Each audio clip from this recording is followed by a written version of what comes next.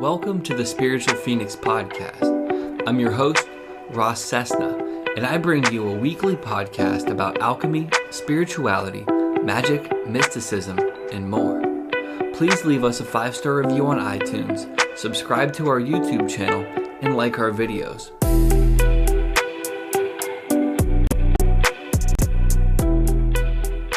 What is up, everybody? We are joined with Sam Warren. Sam, how are you doing? I am doing fairly well today. I'm doing very well. How are you doing today, Ross?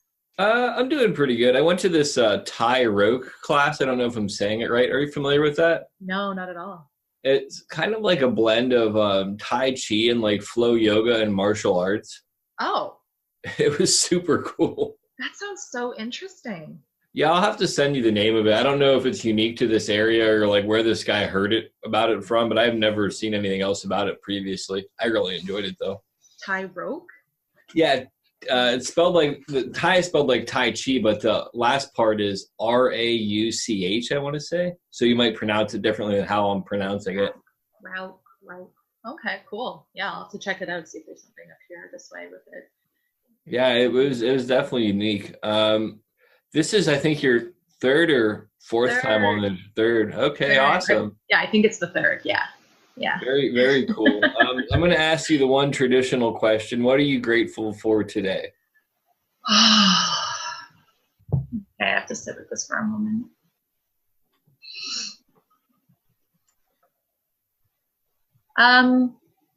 The one thing that keeps coming up for me over the past few days is how incredibly abundant I am in other areas. Like I was telling you before we started, my car battery died this week because of the freezing cold. My car hates the cold, and so it's no surprise to me. And I've been without my car for about 5 days now because of it. And normally I would have been like really upset about it. I've been really pissy and just like a little brat who can't get what they want because, their car won't start. But instead I took it with this like really awesome stride of like, all right, well, I'll just take the transit now. I'll just have to walk everywhere, and I'll have to be more strategic in like how I plan my days and how I work with it. And throughout the time though, I've just like noticed how incredibly abundant I've been even with this process. Like it's changed my perspective a little bit of, okay, like, yeah, my car is out of the shop, but I still have money to fix it. It's not like my car is broken down. So I've got some cash flow coming in to help with that later when I can deal with it. Okay, cool. And then, like the people who have come up and said like, oh, hey, do you need a ride somewhere? I can give you a ride. Oh, hey, do you need me to help you with this? Oh, hey, you got to go get groceries and it's a big haul. Let me know if you need a ride, or if you want to, call me when you just want to like get your groceries home. Stuff like that has really shown up, and it's only been 4 days. It hasn't been like a month or anything. But it's just incredibly abundant in everything in my life. And that's what I feel grateful for today. That's, I definitely noticed that when I focus my gratitude towards the abundance of what I do have, it kind of sets the environment for receiving more things to be grateful for overall. Yeah. I think it's interesting you brought up the public transportation thing. As somebody who had to ride public transportation for at least a year or two or more of my life, due to losing my license for various reasons, I actually really learned to appreciate public transportation because you get like this whole different perspective on reality and life overall. And while you were talking, even just kind of like me reflecting on that, I don't think we realize so much in our culture how isolating having our own source of transportation is. Mm-hmm. One of the guys who I was friends with in Las Vegas would talk about this concept of, we live in boxes, we drive to work in boxes to go work in a box. Yeah. And it really is. It's very, all of us are in our own little biosphere when we're in our vehicles. And when you kind of step out of that, like you said, it opens you up more to the world, and you get all these other rich, more fuller experiences because you're kind of not trapped in your own little bubble. I 100% agree. And even if you have people in the car with you, it's still this bubble. Mm-hmm. It's still this bubble. And the one thing that I've been really enjoying, I would say, is being able to use the time that I've been on transit for reading, or using the time on transit to answer emails or to get things done that I cannot get done when I'm driving. And my commutes to work are about 45 minutes each way. And I can't do any of that stuff while I'm driving, right? Like I can listen to an audiobook, but that's not how I learn. Like I don't learn through audio. I have to learn through like the physicalness of the book or wherever it is I'm learning from. And I'm visual too, so I need to be reading it. Like I don't take it in if I'm listening. So I can listen to a book, but I'm like not getting anything of it, or I can't really respond back to emails or get back to people who I haven't gotten back to in a few days. And so it's allowed me to kind of like catch up on my life and what I need for me. And it's a form of downtime, not restful downtime, but it's a form of downtime where I'm like, oh, I can actually do things rather than, I don't know. It's felt good to kind of just like have that time back. Yeah, that's an interesting perspective to look at. Like, I wonder if people ever really considered, if they didn't drive, if public transportation was available to them and it wasn't too big of an inconvenience, how much more of their life they would actually get back, where they could kind of do those things that you're talking about. Something else that came up to me. Have you ever read any Kerouac, Jack Kerouac? No, I haven't. In one of his books, he's talking about himself walking down the street, and he notices this dog barking at him, but the dog isn't barking at any of the cars going by. So it's like he's actually in the world. And it goes back to the original kind of thing where I was talking about the bubbles. But like, I find that to be so true. Like when you're kind of in public transportation, or in that you're in a larger sphere of the world, and even like relating to how you talked about even with other people, you're still in this bubble. For me, it's like a bubble of control and comfort, even if there are other people there. When you're out in the elements of being in transit and kind of the chaotic variables of reality inherently set in, and it creates this whole different experience. But yeah, that's it sounds like it's been a good process for you. It's been a really good week in that way. You know, like my partner, he doesn't handle, he's okay with change, but like initially he's always like, rah! And then like it fizzles down. That's his just initial reaction, is to overreact. And then within seconds it will fizzle out. So if this was, and I think about this, if this happened to him, like I could just imagine like the uproar that may occur in the house for like the first 5, 10, 15 minutes. And then be like, okay, we can find a solution. We're good. Whereas with me, it was like, oh, damn. Like, okay, my car won't start. All right, what am I going to do? All right, I'm just going to take transit. And then since then, it's just been like, actually, I don't mind taking transit. You know, like I drive so much, and it's just nice to have this time back to myself in a way. So. For sure. Yeah. Learning to accept those things and transition and take them with grace is one of the keys to life. I feel like I can take big things very easily. Little things fucking throw me for a loop though. Yeah. Because you're like, I've mastered the big things, and then the drain's clogged, and you're like, what the hell? I'll be like on the floor in the fetal position crying over the drain. But I've literally chopped off like the tip of my finger at one point, and I was just like, oh, shit happens. But like little things. You lose $5 and it's the end of the world. Yeah. So we haven't spoken in, I want to say, a year or more, and you said that like a lot of stuff had been coming up when we were talking beforehand, and it was about the ninth node, you had said. The North Node. See, I don't even know what the hell I'm talking about. Can you explain, like, just jump into this topic where you feel comfortable, and maybe explain for the listeners what the North Node is if they don't know? Yeah, for sure. Okay, so full disclaimer, I'm not an astrologer. I dabble in it when it feels appropriate for me to. I follow Chani Nicholas. who is a famous astrologer. Most people, I would say most people know who she is if you're like into that sort of thing. Also, I know my sun sign, my moon sign, and my rising and how they work together. I can't tell anybody else how theirs work together. So I'm not an expert in this, but do you have a website you would recommend to people so they could check it out, so maybe they could go through this process? So I would say, okay, so astro.com allows you to input all of your information. Like, so long as you have your birth date, your birthplace, and your birth time, you can find out a lot of information here. And then they also have like a lot of free like horoscopes and stuff like that based on your information on there, which I find is a lot of fun. Again, I take a lot of this with a grain of salt, but I do believe in the as above, so below.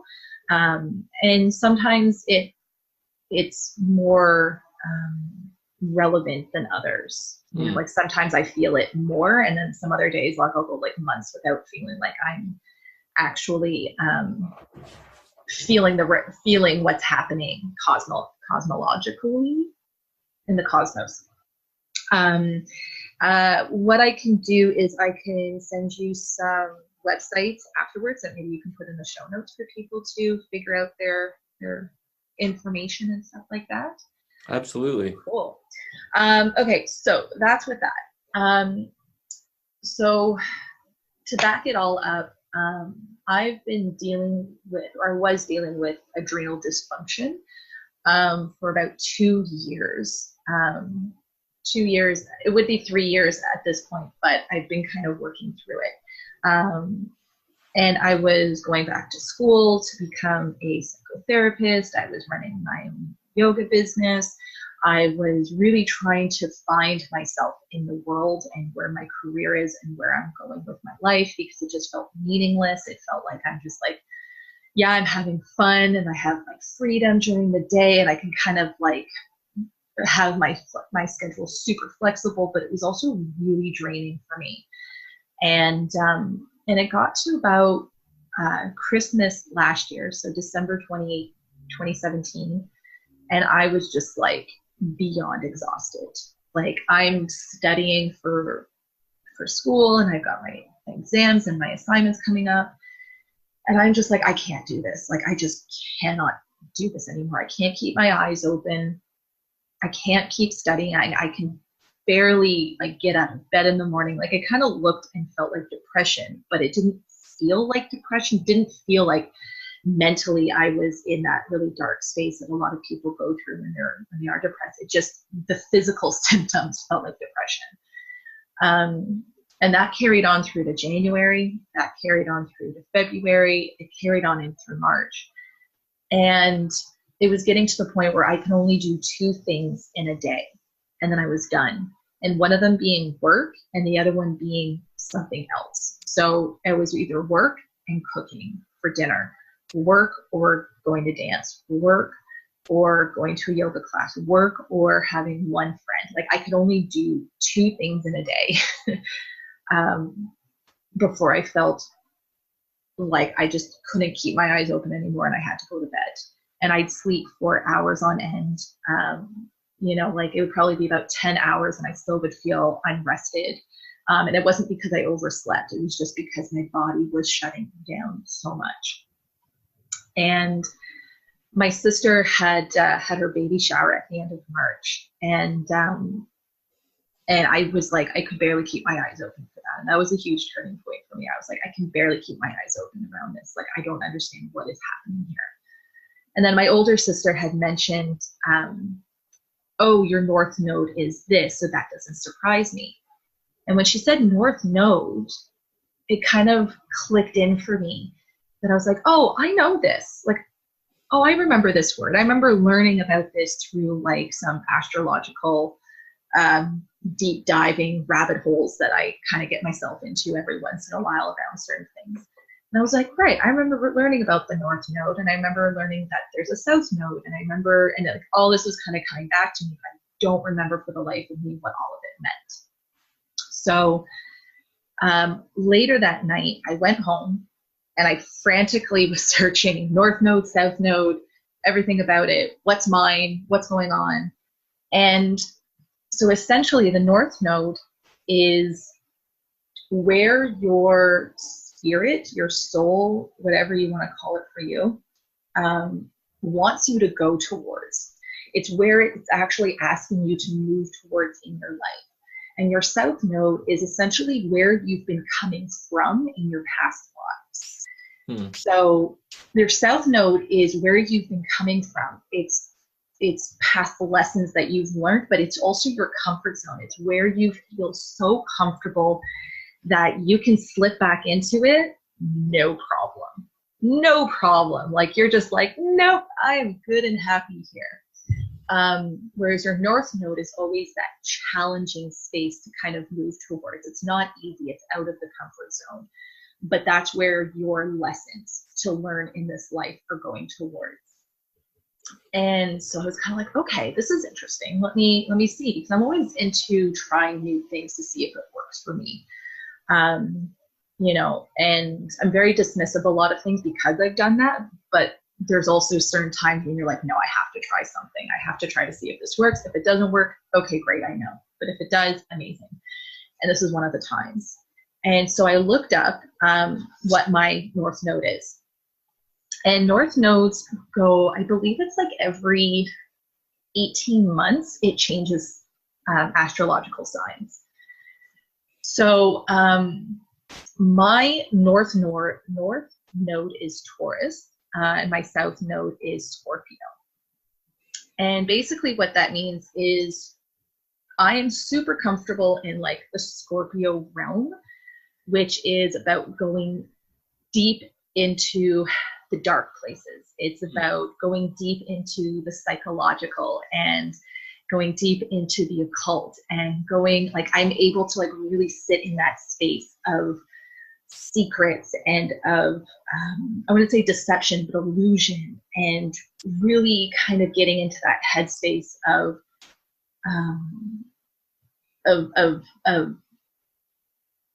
the psychological and the occult. And like I always tell people, I'm like, if you could give me any gift in the world, it would be the ability to see through someone else's eyes, to see how they think in the world and how they see things and how they work in things. And that is like a true Scorpio South Node like quote. You know, and it's all about apparently as well, Scorpio South Node is like being behind the scenes with a lot of things versus like being in the front. So like they were saying that my past lives would have been you know, an advisor for a political authority figure, or because Scorpio is a very sexual, I would say it's not sexual, but it's very in tune with the sexuality aspect of it, of life, that I may have been a prostitute, like a high-end prostitute because of it.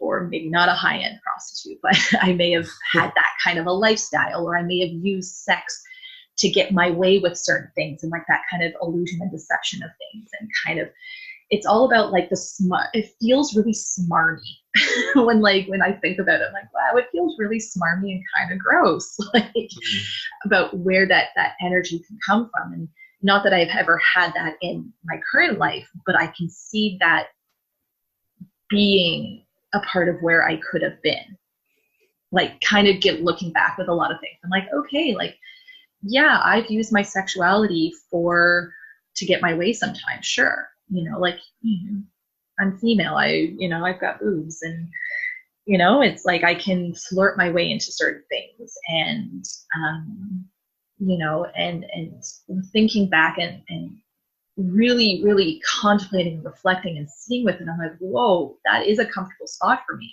I love tarot. I love astrology as much as I give myself the permission to love it. Like I said, like I'm not an expert, like I'm not super into it, but I love it for what I do love of it. I love spirituality. I love going deep into the occult of what that life really involves. And I was going, and not only was I doing coaching, and I went to school to do coaching, but I was also going back to school to become a psychotherapist. And there's a reason. And then, so it's like one of those things where I really felt my guides telling me, like, I was getting so dysfunctionally tired and my body was draining because I was in this space that it did not want me to be in anymore. It was like, okay, this is fun for you and it's easy for you to be here, but this isn't where you're meant to be growing. This is not where you're meant to be staying in your life. And it's taking you, and it's time to change. Like, you need to change or else you're going to be unhappy for the rest of your life. And so it got to that point where I was like, okay, well, what's the North Node like then? Like, what's going on with this North Node in Taurus? Well, Taurus is all about the physical world. Taurus is all about the material world. It's about money. It's about career. It's about your physical space. It's about textures and pleasures of the physical world. So food, smells, sounds. It's all about like really allowing yourself to sit in the space of what you consider beautiful and pleasurable, but not in a sexual way, but pleasurable in a, like, you just feel really good being where you are, you know, like that kind of cozy kind of feeling. And it's about, like I said, like your career, it's about success. It's about power in, it's so funny because it's like, Scorpio is about power in the underworld kind of way, in like the background, the kind of power, whereas the Taurus power is about being out in the world, like being front, like kind of like standing there with people and, you know, being in a place of power of that. Taurus is an earth sign, right? Earth, yeah. Yeah. So it was a huge shift for me. And then the other thing that you can, again, like when I go on my little rabbit holes, I kind of go really down deep. And depending on where your North Node, what house it sits in, again, I don't even know what houses mean in astrological terms. So if someone else can let me know really what that means, please let me know. But apparently my North Node sits in my 10th house, I want to say. It's the house of career. So it's the house of focusing on my career, which I find is just very apt because that's what Taurus is all about. Taurus is all about finding my career. And that's what I've been struggling with for the last 8 years or so of my life, is figuring out where I'm going to be going with my career. What is it that I'm going to be doing to really not only make myself happy, but to make an impact in the world that feels meaningful. And so anyway, so with all of that happening, I got rid of a lot. So I quit school, realized that I was like, okay, you know what? I mean, it wasn't for me to begin with. And I was doing it out of fear. I wasn't doing it because I really wanted to do it. I was doing it out of fear. And so I quit school. I had to let go of a lot of friendships because they just were not serving me anymore. And they served a purpose during that time. And then after I went through all of this, we just were not on the same page anymore with a lot of things. So I had to let go of a lot of friendships. I had to like really reevaluate where I wanted to spend my energy, what it is that I wanted to do, because all of a sudden, like as soon as I started shifting, as soon as I started making this decision to like just shift my perception around this and allow that shift to happen, things were falling into place for me. Someone who I'd been working for every once in a while basically came to me and said, hey, listen, I want you to start doing this, this, and this for me. Do you want to start working for, like, do you want to come and work for me to help with sales and account management and to help do all these different things? And I was like, hell yeah, because that is something I actually want to do. And as soon as all these started, so not only did that happen and that changed, but it's like I started getting more energy. I started like, not like bountiful, but I just started being like, oh, I can do 3 things in a day now, not just 2 things. And it really allowed me to shift myself into where I'm going. I mean, the whole year was always up and down. Some months were better than others. The shifts, but it was really impactful to see that once I changed my perspective, once I was able to really listen to what my spirit and my soul were asking of me to move towards, it was much easier for me to really see where my life was going, you know? And with that, like I was telling you before, like I had to stop my spiritual practice because it was too exhausting. Like I could barely light a candle or light some incense and sit there to contemplate life. Like I could barely do that. So I had to stop everything. I got rid of, and I realized that during those moments and during that time that my spiritual practice had nothing to do with the accessories that come with it. And if that's for you, amazing. If crystals are part of your journey, amazing, do it. If sound bowls are part of it, amazing. If tarot is part of it, amazing. Like I still love tarot and I still love my oracle cards, but my tarot is so funny. Like I can't read myself anymore with my tarot cards. I can read other people, no problem, but my cards will no longer work for me. It's hard to read for myself too, because it's hard for me to be impartial, objective. Yeah, I always see what I want to see. Yeah. Well, and before it was no problem for me, right? Like before it was kind of like, okay, cool, no problem. I can read for myself. I'm good. But all of a sudden, like as I was going through this change, I can't read for myself anymore. I think that's a good thing personally. It's great. It's great. I mean, it's really forcing me to not rely on my cards when I have a question for something. And it's actually forcing me to rely on myself to answer that question for myself. So like those kinds of shifts happen, right? So for me, it's like my spiritual practice is movement. It's like, how am I going to move my body today? Even if it's gentle stretches. You know, my spiritual practice is nature. So being outside in nature as much as I possibly can. And I live right near you know, the largest park in, you know, downtown Toronto. So it really allows for me just to even go out for 20 minutes to just sit there and breathe the air and listen to the birds and to just bask in the trees in that way there. And my spiritual practice is literally me sitting with myself, because that's what my spirit's actually asking of me to be, is to like just be with myself, to enjoy those quiet moments, to really just go like, you know. And then the other thing too is, you know, Scorpio is about drama. Scorpio energy loves drama just because it's like, it's behind the scenes and it's like scheming almost. And like, not to knock on Scorpios. Like I've got a lot of beautiful Scorpio people in my life, and there's a lot of beautiful energy in Scorpio. But not to say that I was like, I love drama, but I noticed that like, since I've been like, okay, less drama, more simplicity in my life, let's just go with that. I noticed how much I did enjoy drama, or I enjoyed the gossip part of it. And, you know, I'll indulge every once in a while through some other people, and not in a bad or malicious way of things, but, you know, like my friends will call me up and be like, okay, so I got to tell you about this, and this.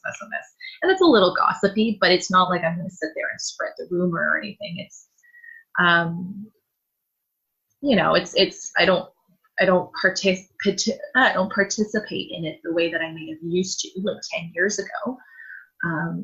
But it's just very interesting to notice the simplicity that I'm embracing and bringing back into my life. And that's also part of the North Node energy of Taurus. I have a question for you.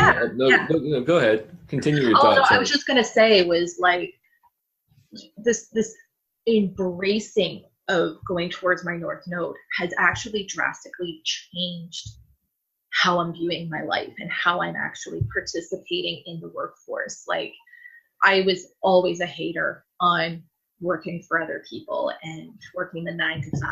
And I was a hater because I've always been like, we need to take care of ourselves as people. You know, like we can't be working 8 hours a day, 5 days a week, having 2 days off for a weekend, and trying to have energy to have friendships and to have relationships and to have our shit together and to have all these other different little things happening, and then be functional for the work week after week after week. So I was so against it because of that. But what I've learned is if you're working for the right people and if you're doing the job that makes you happy, I still don't advocate for 40 hours a week. I believe in like 32 to 35 hours a week. I actually believe that like you can get everything done that you need to in like 6.5 and 7 hours of a day. Like you don't need 8 full hours to get things done. But I'm working for some great people who have similar beliefs in that, you know, like I'm working for people who they may work overtime because it's their business, but they don't expect their employees to. Mm-hmm. You know, and through that process, I've actually been able to simplify my life because I'm not having to worry about where my next paycheck is coming from.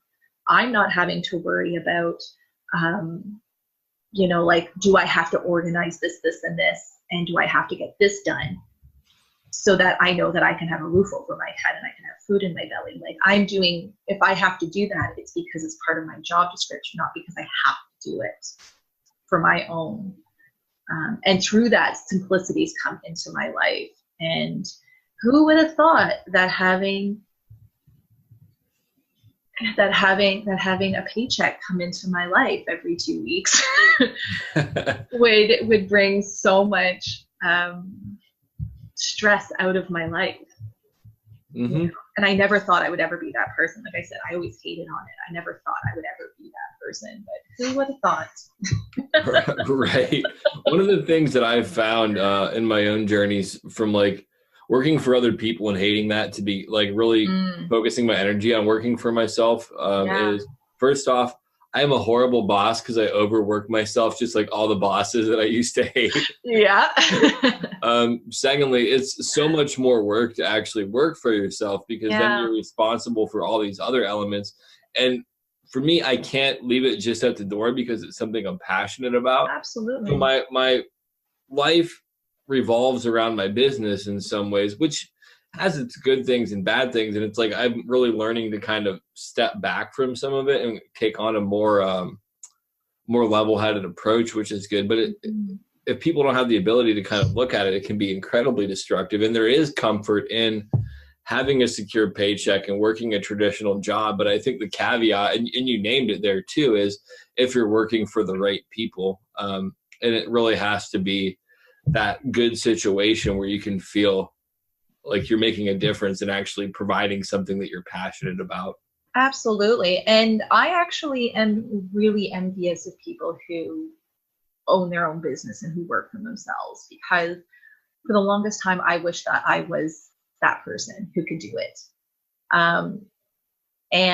But it's just not for me. And I had to learn that the hard way after 3 years of doing it. But yeah, but I made that mistake before where I've worked for people or businesses that were good, but after 2 months, I'm like, I gotta go. Like, this is not for me. I cannot do this anymore. And through this whole process, I'm like, okay, I can't compromise on the things that matter to me the most. And it is working for employers who treat me well. It's working for employers who don't want to work me to the bone and who actually are kind of like, we're having a hard cutoff time at this time of the day. So you can work, but we're not paying you. And we don't want to not pay you. So stop working. You know, and who encouraged me to continue to do a good job and who encouraged me to help build the business, not only the way that they want to build it, but also how my role is going to impact them and impact the business as well, like in a good way, right? And it's really about, I found, really getting clear on not only the role that you want to have, but also the employers, like getting clear on who your employers are going to be, what's the environment that you're going to work in, and really set yourself up for that as well. Because yeah, I can say this is the role that I want to have, but I could be working for a Google type company where they're expect you get paid really well. You've got amazing benefits. They've got chefs on hand, and they've got doggy daycares, and they've got all these wonderful things for their employees. But the payoff is that they expect you to work 70 hours a week, or, 50 to 70 hours a week. Like, I know someone who works at Instagram, he loves it. And he's just like, I'll be working, and next thing I know, it's 7 p.m. and I've been working for 12 hours. He's like, I don't know the difference because I love the work, which is amazing. And I feel like that's for a certain type of person, but that's not for me. And anyway, where I was getting with all this is, yeah, just getting clear with not only the role that you want to have that's going to feel meaningful for you, but also what kind of employer do you want to work for? Mm-hmm. Like, what kind of employer do you want to have? And even for self-employed people, it's like, what kind of employer do you want to be for others and for yourself too? And that's one of the things that I really learned along the way here. So that when I do start to move forward with my career and start to move forward with where I'm going, it's like, okay, what size of company do I want to work for? Right now, I'm working for 2 small businesses where we have 5 people or less in both businesses. And it's like, okay, do I want to continue working with something this small, or do I want to continue working with something that might be larger in the future? And, it's kind of like really setting that kind of that framework for that there. So, yeah. It sounds like those are all good things to consider. I almost feel like in this culture we're conditioned to kind of just take whatever job's available and settle for less than we deserve most often because we need it to survive. And I think that's a good space to be in maybe at some points in life, but staying in that headspace will drain you entirely. Mm-hmm. One of the things that I wanted to ask you is, and I know that it's inappropriate to ask a woman her age. No, that's okay. But how old were you when this started?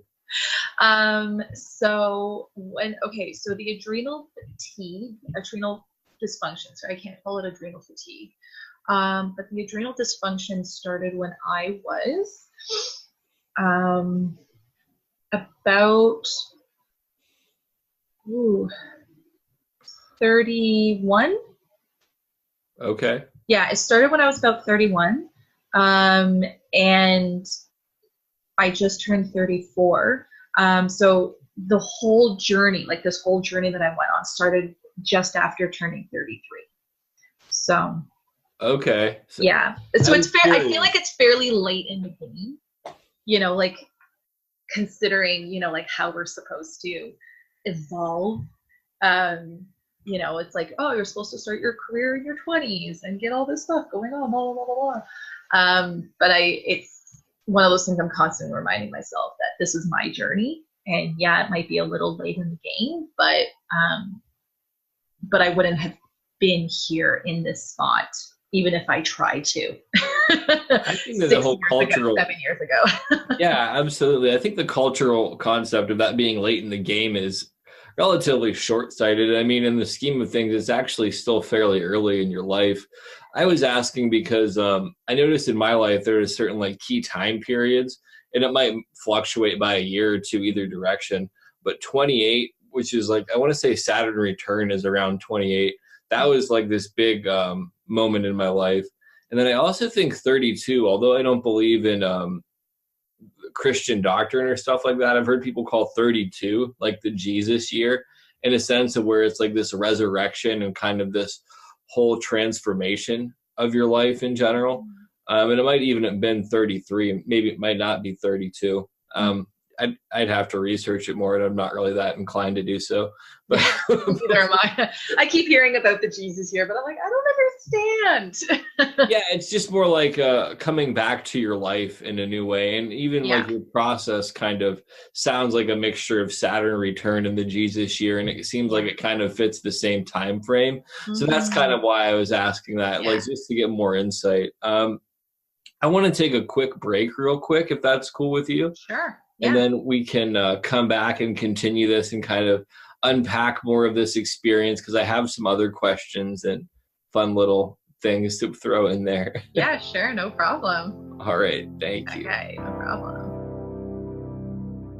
Are you facing questions with no answers or seeking an escape from persistent problems? Then enlist the Oracle at Mushin. The Oracle at Mushin provides high-quality tarot and life coaching services at affordable prices. Quickly and easily book online with the link in our description. Our listeners get a 10% discount off the Oracle at Mushin's already low prices. Use code OFF10. That's OFF10. Seek the solution today.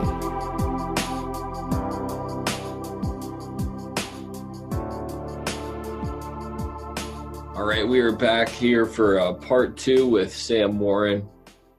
So Sam, one of the questions that I wanted to kind of touch on, since you talked about like the crystals and all of this kind of stuff,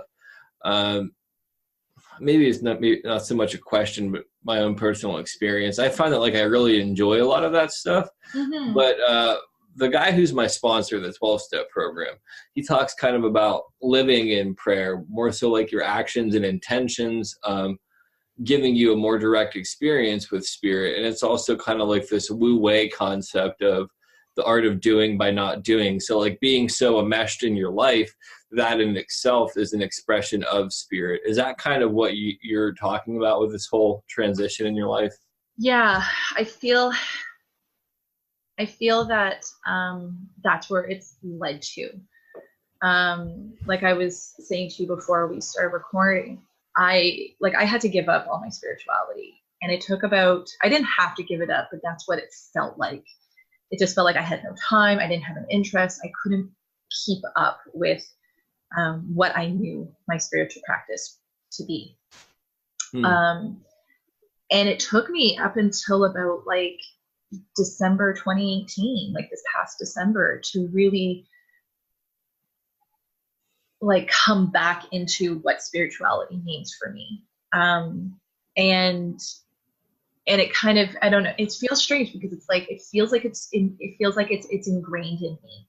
Like, I feel like by me following this path, this north node of mine, and following what my spirit is actually asking of me, it's feeling like things are, and I'm settling into it a lot more, and I'm really, really taking a hold of this, and I've grabbed the bull by the horns and I'm running with it. It really does feel like spirit is with me all the time. It feels like I can actually feel spirit with me, whereas before I couldn't, because I was just like, I was still kind of like trudging through the mud, and I had all this gunk on me, and I was really trying to figure out my steps and my footing in this particular space here. Like I literally felt like I was like a kid trying to walk again, like that baby deer trying to get itself going. Like I had the energy to keep going to do it, but I wasn't quite having the footing for it. And so I was stumbling a lot. I was falling a lot. I was making a lot of mistakes. But now that I feel like I've got my footing in this path and the direction, I've been able to listen more to what spirit's been asking of me. And I've been noticing more synchronicities happening in my life. And I've been noticing more like, oh, I'm thinking this, and then all of a sudden that happens. Or I'm thinking this and my partner shows up and says the exact same thing. Or small little things like that. And I feel like it's ingrained in me more so now than it ever has been in my life using the tools. So yeah, I do believe that it's interesting, because I never thought about, myself like living the prayer versus like saying the prayer but it's like I'm actually being and living this embodiment of what my spirit and what spirit is asking of me, like what my soul is asking of me, that I don't really feel like I need to rely on those tools. Absolutely. To get me there. Yeah. Yeah. It's interesting because in my own practice, like I was doing this ritual for a while, and the ritual was tapering off and off and off. And then I finally did this ritual that I hadn't done in about like a month or 3 weeks or something yesterday or the day before. I don't even remember when. If you look behind it, you can see grapefruit juice in front of the statue of Hermanubis. Oh, yeah. It was like an offering, but it was interesting because when I did it, it wasn't from a space of feeling compelled to do it. It was because I literally wanted to do it. Yeah. Energetically, like it was so much more rewarding to be in that space, because it's not like, my concept isn't that Hermanubis, like this weird Egyptian god from this brief period of history, is dwelling in there. It's just honoring different aspects of the universal consciousness. But it also ultimately doesn't matter if I do it that way or if I do it when I'm walking. For me, it's just a funner way of I guess it's just how I want to spend my time. Yeah. But I think that like all that stuff is really good at a certain point for people. If it works, it does. If it works, great. But I also think that sometimes people go through the actions of a lot of that stuff without really understanding the meaning of it, or they go through saying the stuff without really meaning it either. Like, for example, I say the third step prayer or the serenity prayer on a somewhat regular basis. The third step prayer is, take my will in my life, guide me in my recovery, and show me how to live, which, like, very easy to say, but like breaking it down, like what, like, and actually putting intention behind it. Take my will in my life. It's pretty much like, get me outside of myself and give me these experiences that are going to cause me growth. Kind of like you're talking about in the north node, like changing your perception and like doing this stuff that maybe not be so easy for you. Yeah. Guide me in my recovery. I mean, for you, it's like guide me on my path more so, but you're actively living that and kind of saying that by your choices. Yeah. Show me how to live is just kind of like, allow me to navigate this new experience because it's unfamiliar to me. But like really, I feel once you kind of put so much intention behind that, all those actions, and like really, I want to, what's the word? Have the integrity to kind of actually live what you're saying, that all this other stuff does become superfluous. And it's nice if it's there. Like I have crystals all over. I don't really use them like I would at certain stages. I just find them pretty and I like the way that they look in the room. But but at the same time, that's there if I need it. But I think that there is something of, I think people forget that at a certain point, spirituality is just living your life. And that if people can't relate to life on a practical level, it really isn't spiritual. It's kind of narcissism and ego. One of the things that it talks about in some of the literature in the 12-step program I'm in is spirituality is practical.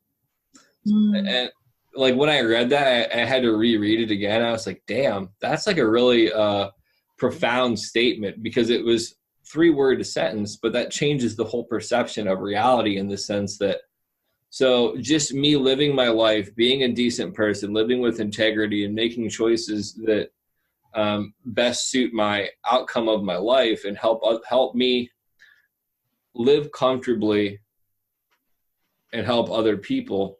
That's being spiritual. And it's kind of like you're saying with, I don't know if this was before our conversation on the podcast or you said it during, but like eating good food, kind of having these rich experiences, which are key to life, like these rich material experiences, that's actually being spiritual. Because I shouldn't say it blanketly it is, but if you have the attitude of gratitude and you're in this presence of honoring and respecting what is, because you're enjoying these rich experiences, how can that not be spiritual? Yeah. How I see it as well is the pleasures of life, and I'm still experiencing what that means for me. You know, like I'm truly, like, it feels like every month or so I'm relearning what it is that will make me happy, because everything that I used to do I'll try to relive it. And it's just like, oh, like it's like 90% there, but that last 10% is just not satisfying me the way that it used to, right? Mm-hmm. And so I'm like, it feels like every month I'm relearning what brings me joy, what brings me pleasure. I'm relearning the foods that make me happy, but without compromising my digestion and compromising how I feel, 10 minutes later, the next day, etc. Relearning what it is that really makes me feel good in life. And I notice, and I have been noticing that when I'm in those moments that I'm finding that pleasure, when I'm finding that, the foods that I'm eating, or if I have, because I can't drink wine anymore, so I might have some, gin and soda or something like that. And if it's really good and it feels really good, or like the music that I'm listening to, or when I'm exercising and moving or dancing or whatever, it's a spiritual experience because I am in the present moment. Like I am not thinking of what happened, an argument, a conversation, if I had a really bad day at work or what's to come or anything. I am not thinking of anything past that present moment. And for me, I was striving for those moments for so long before, and like striving, kind of being like, okay, that present moment, the present moment, the present moment. But you always are thinking ahead or thinking behind or thinking what ifs, what coulds, all these other things. So for me, really being in this physical space that I'm in and experiencing life in this way has really allowed me to not only fulfill the path and everything, but it's also allowed me to like to find that spiritual moments in those in life, because I'm being more present, because I'm able to actually sit with like how good, like this morning I made pancakes and they were delicious. Like, I was just sitting there going like, oh yeah, like I'm, like, when you make something, you're like, oh yeah, I'm good. Like this is okay. Yeah. You're like, Or even like a glass of water. Like if my body is craving water and I just have like a sip of it, you're like, oh yeah, okay. That's amazing. This feels good.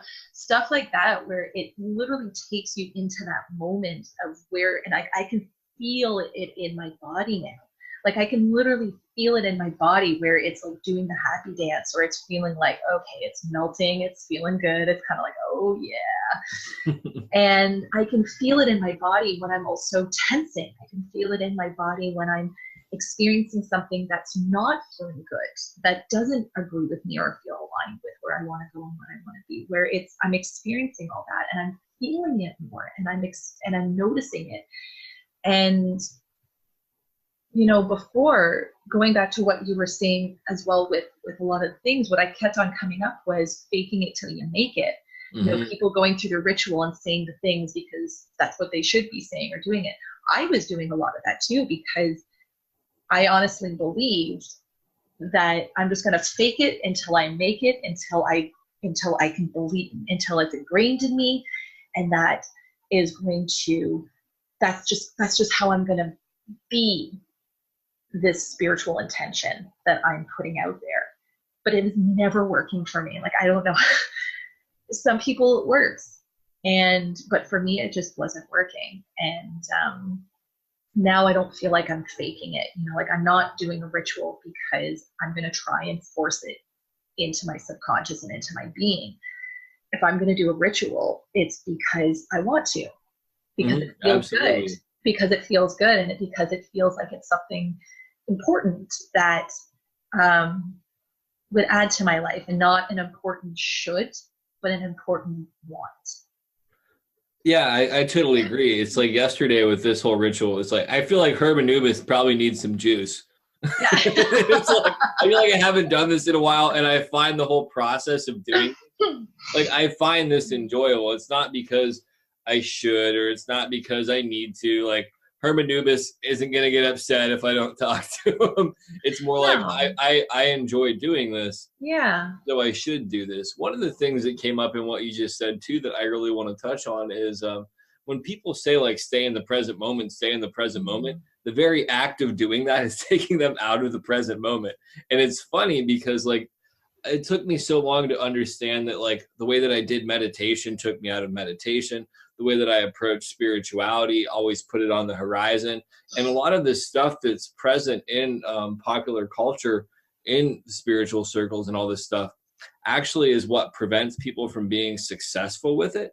But it allows them to have this surface level experience where I go to all these new moon ritual things and I say all this stuff and I put all this stuff out there and nothing ever happens. And again, it's not to like to piss on those practices, but for me, a lot of the dynamic change that comes in spirituality is finding your own path, making your own things, doing it your own way, and finding your own place in the world. And all of those external things maybe take on a deeper meaning after you've kind of established that. And you've kind of, it's just a whole different experience than what I ever anticipated. Yeah, I feel like you and I are on the same page with that there. Mm-hmm. Yeah, 100%. Because once, and I can say this from my own experience, like once I've really filled my life in this new space over the past year or so, or less than a year, I've been able to forge my own spiritual path to what it means to me and not what it should look like for others. And I've been to New Moon. I've been, I still teach restorative yoga, and, I'm certified as a Reiki practitioner, even though I don't do it anymore. And I used to offer Reiki with my restorative yoga. And I used to participate in all of these external spiritual practices. And they were beautiful, and they felt so loving and so kind and so compassionate. I felt good while I was there, and I've had some really profound moments. But they weren't the path that was leading me to my spirituality, like to my everyday practical spiritual living.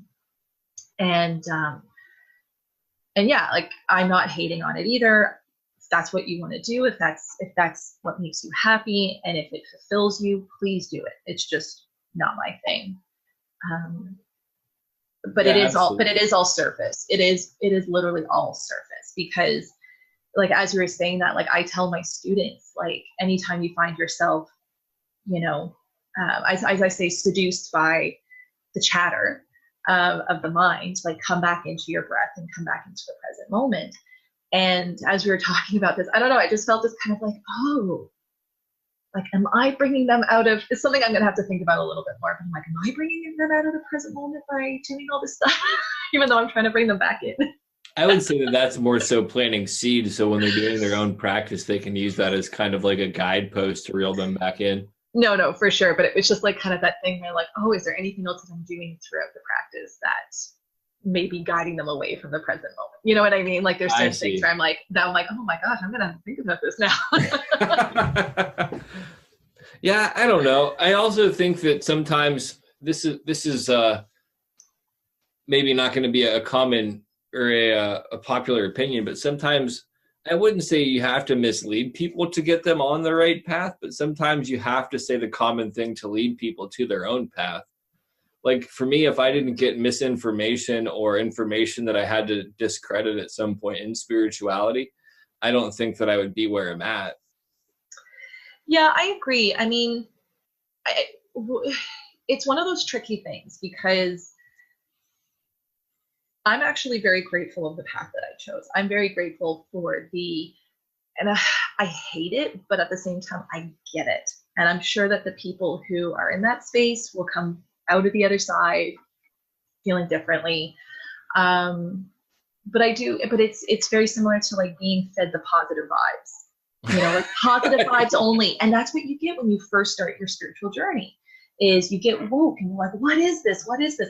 Love and light, positive vibes, blah, blah, blah. And that's what I got fed when I first started everything. And I was starting it during like doing life coaching, like life coaching training. So you can imagine what kind of fuckery went on in my brain during that time there too. It was like, and, but it was all positive vibes, love and light. And not that there's anything wrong with that, but it's just the context that people put it in. And I feel like people need to be fed that to really learn that the world is not love and light, and that you can't be wishing love and light to everyone to solve a situation. And positive vibes don't change political platforms, and they don't change the political landscape or anything of that sort. Like, there's actual change that has to happen through all these things. I digress. But I do feel like that people need to find, and I feel like I hate it, but it is the easiest way for people to find their path, is by coming to this generalized way of being woke and going through things, and maybe going to crystals and going to tarot and going to new moon events and going to all these things. I feel like it's like a gateway, for them to kind of like step into like what really feels real for them. The only problem is people like myself, for about 5-6 years, we're getting caught up in, I don't want to say the wrong things, but we're getting caught up in the superficialness of what spirituality actually means and looks like for people. And we're getting caught up in, oh, I can be a Reiki practitioner too. All I have to do is pay whatever, and I'll put my hands on people and I can heal them. And, oh, I can be a yoga teacher too and spread my love and light that way. Oh, I could do this and I can do that. And we're getting caught up in the superficialness of what it means so that it looks good for other people, versus, because no one really cares if you're sitting at home dealing with the rough shit. No one cares if you're sitting at home working through the pain of whatever it is that you're coming up against. No one really cares if you're sitting at home and your spirituality looks like eating a meal that is blowing your mind. Like, no one cares about that kind of stuff, and it doesn't quote unquote look good. And that's what I was caught up in, and I feel like that's what social media has done to the world these days, is that if it looks good, I'm going to do it. And it's kind of like it's bypassing in a way, or it's deflecting from the front, but I don't know. Yeah, that's something that like I really struggle with, especially. I mean, we met from a group that was focused on positivity. Yeah. And then absolutely. for me, like, learning at a certain point how inauthentic that really was, how much it handicaps actual growth, how it I'm trying to think, how it lacks any actual empathy for other people, the amount of narcissism associated within that whole context of everything, and then the spiritual bypassing element of it. It's like toxic spirituality, I guess, is the best way that I can put it. And I mean, my business still is tarot reading. It still is selling crystals, and I'm getting like Reiki certification. So it's like, again, not that I like don't believe that those things work, but a lot of people do it just to kind of show up as spiritual. And when it comes down to it, like, I can remember talking in the group that we're referencing, like, I can remember mentioning kind of going through some of the shadow work and focusing on some of the darker elements, and going into like right now in recovery, I'm on my 6th step, which is like looking at my character defects and asking for them to be removed. A lot of people in that circle want to say that they're perfect how they are, and that that's other people's issues. And it's interesting how so much of that philosophy and concept is about how we create our reality, this, that, and the other. But yet, if these other people are reflections of them, and the other people are saying this behavior is toxic, there's this cognitive dissonance that maybe it's not toxic. I don't know. Yeah. I just, that's something that sticks in my craw, and it's something I've really had to work on, because for me, again, like, the deflection in that would be, well, you're not supposed to be judgmental. And to me, it's making a distinction and discernment, and realistically being non-judgmental versus speaking objective truth about a circumstance is completely different. And that's where it gets really tricky in the world, I find, these days. like there are some days where it grates on my nerve and I see things like this and I just want to like shake the person, because I'm like, you need to understand that, like, you're white, you're privileged, and you can't be shedding love and light. Like, you can't be shedding love and light to all the injustices that are happening right now. Like, it's just like, I want to shake these people and being like, wake up, wake up, wake up to what's going on. But on the other hand, the compassion part of me comes in and says, okay, this is their journey. It's not yours. You can shake them as much as you want. It may never change their mind. In fact, it may push them away from what you want to see. And that's where I get tripped up, at least, you know, because it's like, I don't know. I feel that, I feel like there's a lot of truths that need to be spoken. And,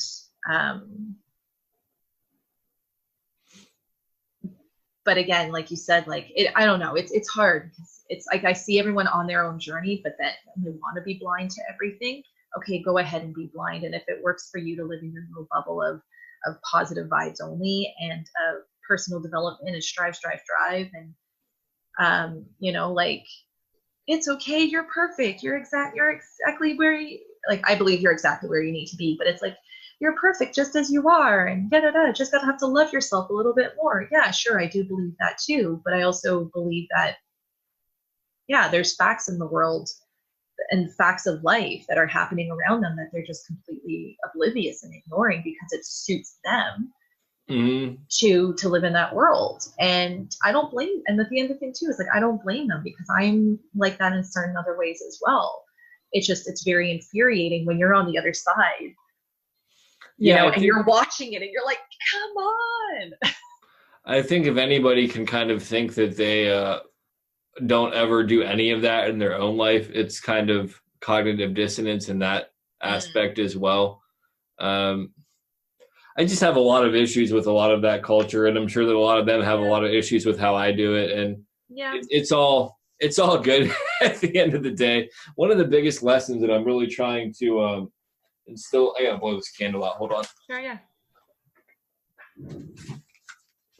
One of the biggest lessons that I'm trying to instill in my life right now is just kind of not trying to correct people and not speaking out and not trying to educate people, because I recognize that so much chaos is created by people framing everything. And this is just an example. As a omnivore, white male, straight white male, it seems like if I have an opinion on anything, like if I eat meat, I can get shit on. If I say something, people can tell me that I'm being misogynistic, or that I'm being privileged, or this, that, or other, because of all of these factors of my life. But at the end of the day, I find that so much of that even kind of discredits, it's ad hominem attacks, and sometimes people can actually miss stuff and get a deeper understanding. And from being on the receiving end of that, of being told that, being called a murderer because I took a picture of salmon, being called misogynistic because I had a different opinion than a woman, being told that I'm privileged because I'm white, a white guy, being told that like I was homophobic because I'm not attracted to gay men or transgender people. There becomes this point where all of that stuff too is just fucking ridiculous. And like, my thing now is just, I'm going to let people be where they're at, and I'm really trying to work hard and not respond when other people feel compelled to throw their own jives in there. But at the same time, certain things like in spiritual community, I'm not there yet where I need to be, I guess. I don't know. Well, I mean, it's always working that fine line, right? Mm-hmm. Everything in life. And I feel like it's like, as we get older, you kind of learn these sorts of things. I feel like this is all this wisdom and this sage and this sageness that's coming out of both you and I is coming like out of growth and getting older and just learning the ways of the world, so to speak, and learning about ourselves. But like, I was actually going to use, before you even brought this up, like probably about 10 minutes ago or so, I was going to bring up the fact that like, I'm vegan. But I am not going to sit here and tell you to stop eating meat, because if I tell you and lecture you about that, what are you going to do? You're going to sit there and you're going to eat meat. You're going to eat that steak. You're going to eat that burger. You're going to take that chicken on a piece of fork and just shove it in your mouth in front of me just to prove me wrong, that you don't care. And, but what I do instead is I just live by example. And that's how I've just been, and I've lost a lot of people over the past year because of this, because I've just been like, you know what, I'm not going to put up with your shit anymore, but I'm also not going to engage in it. Mm-hmm. And I'm just going to lead by example. And so that's what I've done. So I haven't really been in a lot of conversations because I'm like, you know what, it's not worth my time. I personally did not have the energy to even do it. To even like, I had one conversation with someone about cultural appropriation. And it got to a certain point where I'm like, I have no energy to keep going. I'm like, damn it, I shouldn't have started the conversation. I didn't think it would go on this long. But I did feel like at that point I needed to say something about something. Yeah, there has to be a time where you draw a line in the sand, I feel like, on certain things. My biggest issue in all of that is sometimes it seems like people spend a lot of energy trying to fight these circumstances which really don't matter. And it gets confusing with issues that really do, I guess. Like somebody telling me about my salmon and telling me it's murder versus maybe them trying to invest that same energy that they have in lecturing me about actually doing something to build what they want. Because here's the thing for me. If you're vegan, I respect that. I don't feel compelled to eat meat in front of you. Like, it's not like I'm not going to change my diet if we go out to eat. But at the same time, I'm not going to tell you, fuck you for eating plants, you plant eating piece of shit or whatever. No, and my partner, he was that kind of guy at the beginning of when we were being vegan, where someone was saying like, oh, I don't know if I could ever go vegan. And he would sit there for 10 minutes telling them how they could. You know, like he was telling them, and it got to the point where I was like, hey, people don't want to hear this. They don't want to be around you. Like, they like you and they love you. They just don't want to be around you if you keep doing this. And he's like, but people have to know. And I'm like, people will learn when they're interested. People will do this if they're interested. All we have to do is lead by example in this regard here. Yeah, draw people in. And that's how I take. Yeah, and that's how I'm living my life in my spiritual life, right? Like, I'm living my life in that way by being like, you know what? I don't have to show off. I don't have to tell people that love and light is bullshit, because you know what? I might say it if I need to say it. I might come into the conversation being like, listen, it's all fine and dandy, but it's actually not helping the situation. But I'm also just going to sit there and live my life. And if you're drawn to it and you want to ask me questions, and if you're interested, I'll be more than happy to share with you about the process of how everything is in life. But there are certain things that I know I can't sit down and just let be.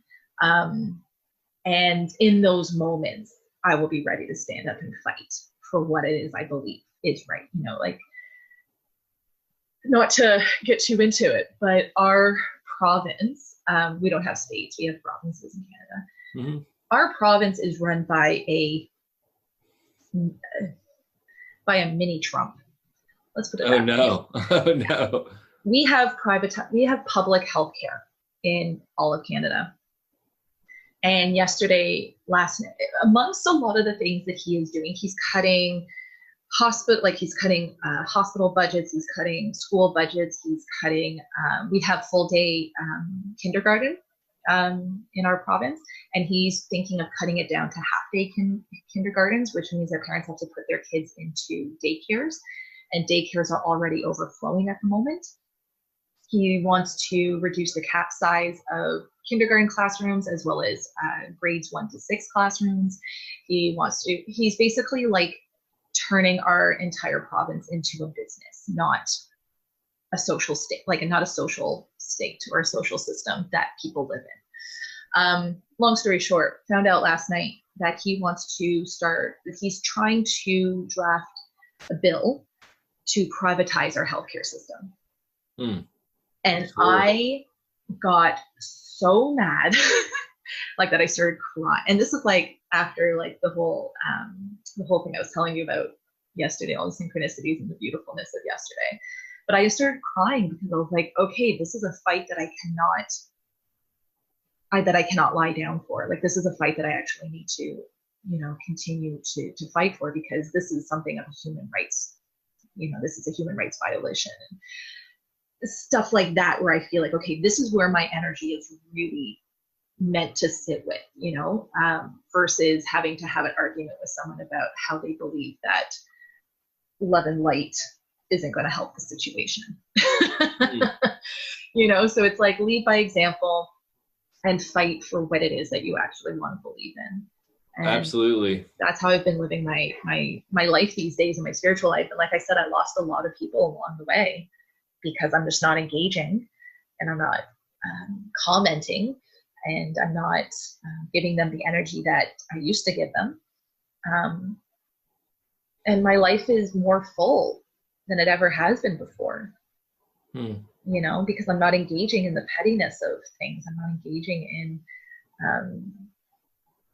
I'm just not engaging in things that are not my business, that I have faith that will turn itself around within time, because it has for me.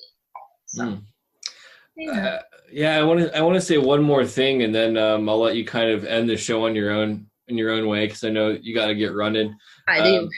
But in regards to that whole concept of like not having to, me not having to actually like call people out on how love and light's bullshit, that's actually like revolutionary to me. Like, even though I just said all that stuff about like other people not doing it, it just shows you the areas I have to grow in myself. Have you seen those Pikachu memes where like Pikachu has his mouth open, where he's like, because he's amazed? Yeah. That's how I feel about, like, I don't have to say that about how it's bullshit. Yeah, I mean, like, there has to be some things, like if it's about racism, or if it's about like, you know, if it's about the privilegedness of life and how, you know, I don't know, if it's something that you believe that they're talking about, and it's like, yeah, call them out on their fucking bullshit. Call them out. But if it's something on like, oh, you don't have to worry about protecting their vibes, blah blah blah blah blah, just love and light everything, and you can be like, all right, peace out. Yeah, I just gotta start finding that fine line, but it's still like one of those Pikachu moments. Yeah. What? I could do that? Yeah, I just said how like everybody else should do it about certain circumstances, but I find out it applies to me. Yeah. It's always great. Oh man, yeah, I'm learning as I talk. That's how I learn. It's like, I'm an extrovert, so for me, how I process everything is I need to talk it out and be like, okay, I found my answer. Thanks, bye. Right. Oh man, you mean I'm doing the same shit I don't like, but in just a different context? Oh, okay. All right, I'm seeing it now. Okay. Yeah, thanks so much for taking the time to stop by, Sam. I really enjoyed this conversation, and I obviously learned something from it, so that's like even better. And I'm intrigued by the North Node. Yeah. Now, and I kind of want to look into what mine is. Yeah. So yeah, thanks so much, and you can take us out in your own fashion. Oh gosh. No pressure. All right, I think I did this on the last one, but I'm going to do it again this time. It's how I finish my my yoga classes, my practices. All right, so you can either close your eyes or bring your gaze to the tip of the nose with heavy eyes. Placing one hand on the heart, placing the other hand on top, tucking your chin in towards your chest as you bow in towards your heart and turn in towards yourself. Taking a moment here to be in gratitude for each inhale and exhale that you take. For every time your heart takes a beat. And maybe even feeling the connection of your hands resting against your heart, and your heart beating against your hands. And then finding an appreciation for your incredible and wonderful, capable, and able body.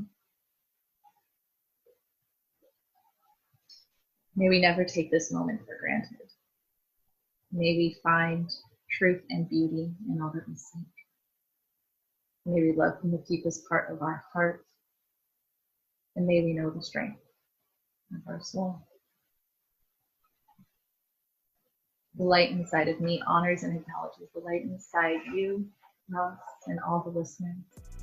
Thank you so much.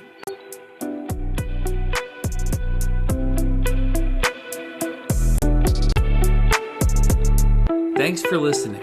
Please visit the links in the description below. You can support this podcast through PayPal, Patreon, Venmo, Anchor, or through our shop and services.